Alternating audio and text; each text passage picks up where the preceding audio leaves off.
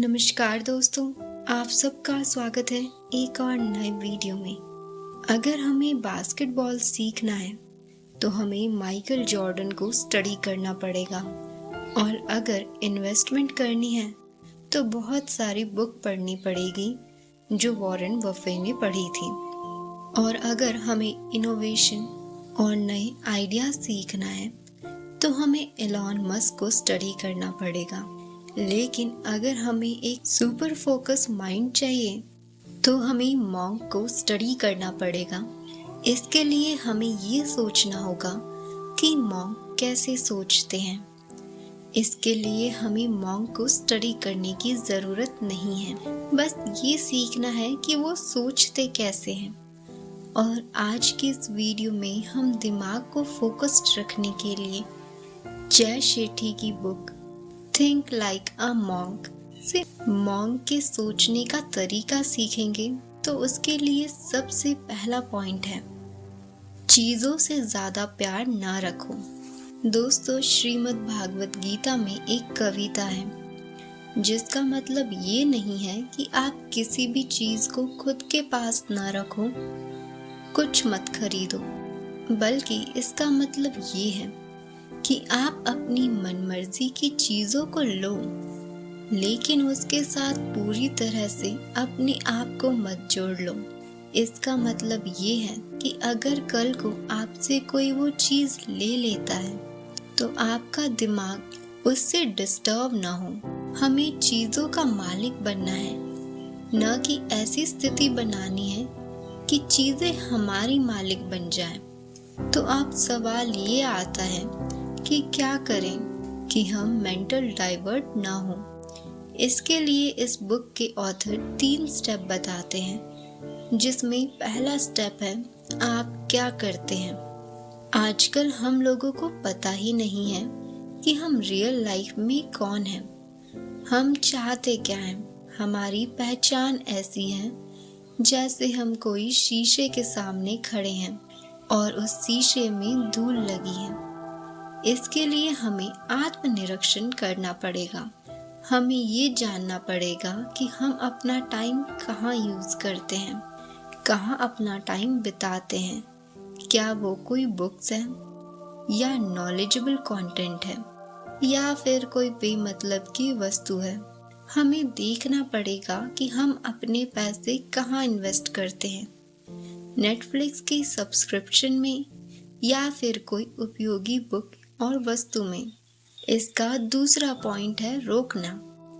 Book के author कहते हैं कि हमारी लाइफ में 7 तरह के नेगेटिव लोग हैं जिन्हें हमें अवॉइड करना ही करना है। जिनमें सबसे पहले वो आते हैं जो शिकायत करते रहते हैं, जो ये कहते रहते हैं कि आज का दिन मेरी जिंदगी का सबसे बुरा दिन है। दूसरे टाइप के लोग हैं कैंसलर्स, जिन्हें अगर हम बोले कि यार तो बहुत अच्छा लग रहा है तो वो बोलेगा क्यों, कल अच्छा नहीं दिख रहा था। और तीसरे टाइप के लोग आते हैं कैजुअलिटी, यानी जिन्हें लगता है कि पूरी दुनिया उनके खिलाफ है, उन्हें अनसक्सेसफुल बनाने के लिए कोई साजिश रची गई है। क्रिटिक्स, जो हमें कहेंगे मुझे तुम्हारा ओपिनियन नहीं चाहिए, समझे। कमांडर्स, ये वो लोग होते हैं जो चाहते हैं कि आप पूरा दिन बस इनके साथ ही टाइम वेस्ट करते रहें। कॉम्पिटिटर्स, जो कहते हैं कि मेरी सक्सेस तेरी सक्सेस से बड़ी है। कंट्रोलर्स, ऐसे लोग ये चाहते हैं कि बाकी सारे लोग उन्हीं की मर्जी से चलें।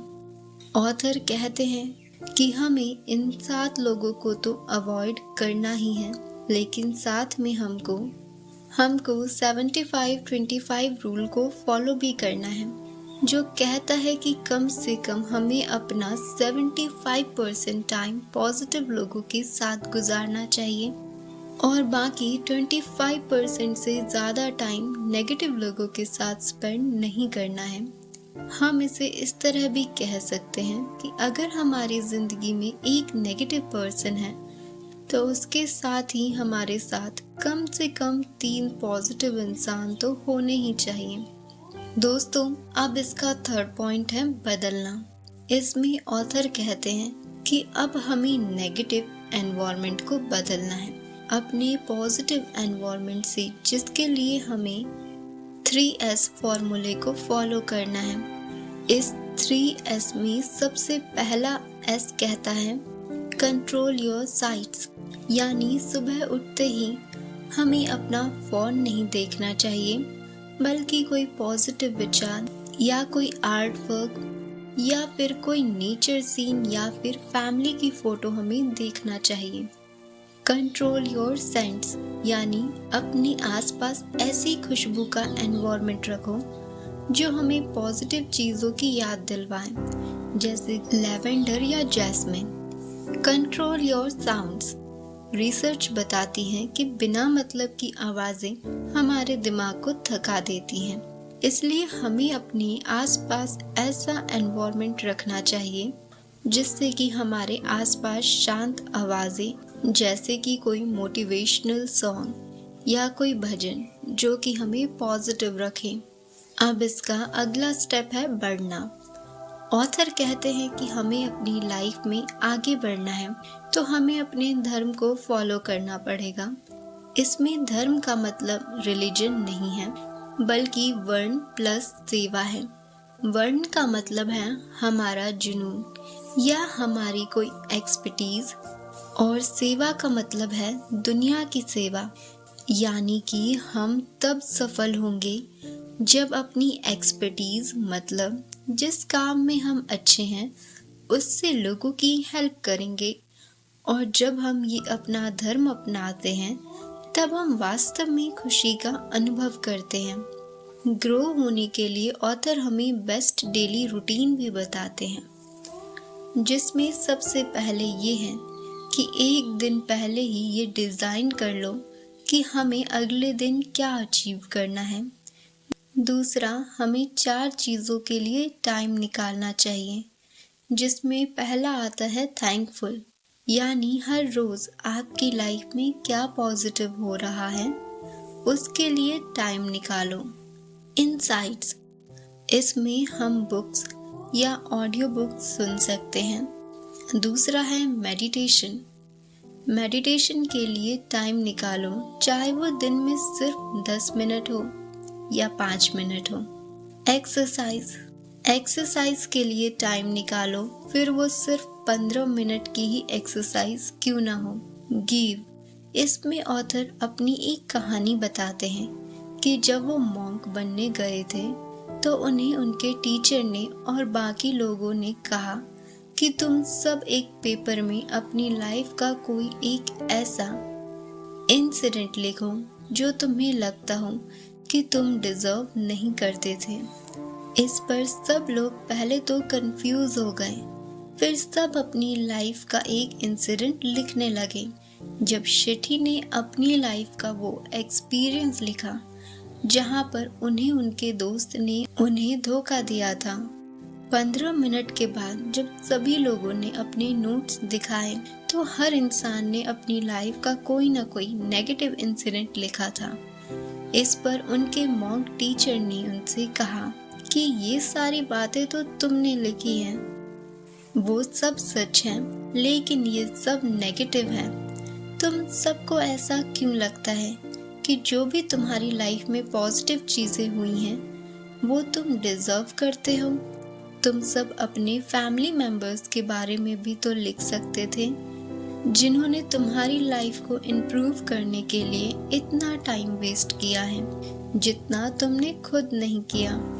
इसलिए एक बहुत अच्छी बात है जो उन सभी ने उस मॉन्क टीचर से सीखी थी, वो था ग्रैटिट्यूड, यानी जो भी पॉजिटिव चीज़ें हमारी लाइफ में होती हैं, स्पेशली छोटी छोटी चीज़ें, उनके लिए भी हमें थैंकफुल होना चाहिए। और ये बात कई सारी रिसर्च भी प्रूव कर चुकी हैं कि ग्रैटिट्यूड यानी हर छोटी सी बात के लिए भी थैंकफुल होना, ये डायरेक्ट रिलेटेड है हमारी खुशी से। और इसके बाद ऑथर कहते हैं कि मैं हर चीज़ के लिए थैंकफुल होने लगा था। जब वह 9 साल के थे तब वह पहली बार भारत आए और जब रेड सिग्नल पर उनकी गाड़ी रुकी तो उन्होंने वहां एक छोटी बच्ची देखी जिसकी टांग नहीं थी और वह झुकी हुई थी कूड़े के डब्बे से कुछ निकालने के लिए। और जब वह सीधे खड़ी हुई तो उन्होंने देखा कि उसके तो हाथ भी नहीं थे।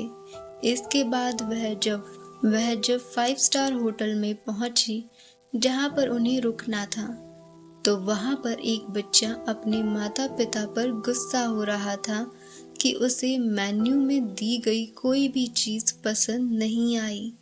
यह इंसिडेंट उन्हें बाद में याद आया जब उन्होंने मॉन्क की ट्रेनिंग ली।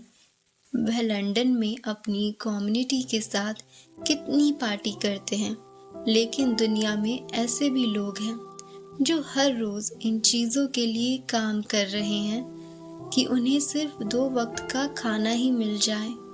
और उन्होंने सीनियर मॉन्क की दी हुई शिक्षा के बाद छोटी छोटी चीजों के लिए भी थैंकफुल होने लगे। श्रीमद् भागवत गीता में एक कविता है जो कि कहती है कि एक अज्ञानी इंसान खुद के लिए काम करता है, जबकि एक बुद्धिमान इंसान दुनिया को बेहतर बनाने के लिए काम करता है। कहते हैं कि संस्कृत में एक शब्द है मुदिता, जिसका अर्थ है दूसरों की खुशी में खुश होना। अगर हम सिर्फ अपनी ही खुशी में खुश होंगे तो हमें बहुत कम मौके मिलेंगे खुश होने के लिए। अगर हम औरों की अचीवमेंट में भी खुश हो जाते हैं तो हमारी हैप्पीनेस 50 से 60 गुना बढ़ जाती है। और इतना ही नहीं, इससे हमारा रिलेशनशिप बाकी और लोगों के साथ स्ट्रॉन्ग भी होता जाता है। अगर हमें भी एक मॉन्क की तरह सोचना है तो हमें एक मॉन्क की तरह होना भी पड़ेगा, जिसका मतलब है कि बिना मतलब के लोगों को देना। दोस्तों, मैं उम्मीद करूंगी आप सबको आज की जानकारी पसंद आई होगी। यदि ये जानकारी आपको पसंद आई है, इस चैनल पर पहली बार आए हैं तो इसे सब्सक्राइब करिएगा। इस जानकारी को आगे भी शेयर करिएगा।